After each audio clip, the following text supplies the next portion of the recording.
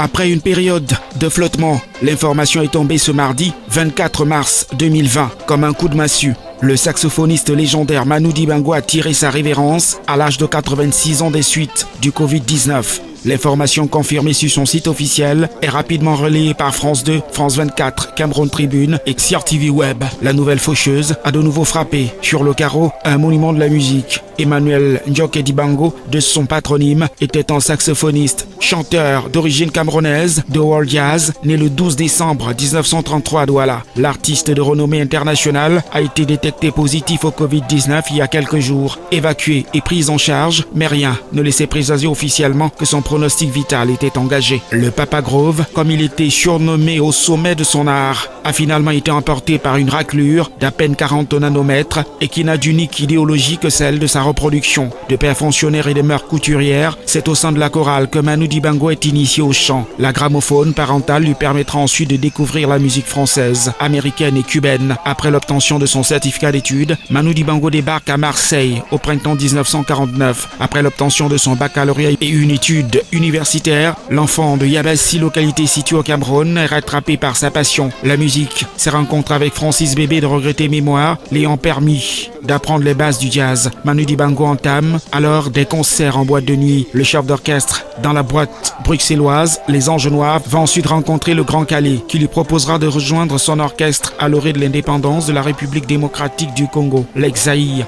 Et là, le véritable déclic d'une carrière musicale prodigieuse. En 1967, Manu Dibango crée son premier big band, développe son style musical et découvre le rhythm and blues. Des plateaux de télévision et de radio s'enchaînent où son génie artistique est magnifié. Manu Dibango enchaîne également des collaborations avec Youssou N'Dour, Salif Keita, Angélique Kidjo, le feu Papa Wemba, sans oublier Peter Gabriel, et la liste est loin d'être exhaustive. Le père du soul Makossa est désormais célébré à travers le monde. Ses distinctions se comptent à l'appel. C'est donc une légende de la musique qui a tiré sa révérence, une perte inestimable. Salut l'artiste.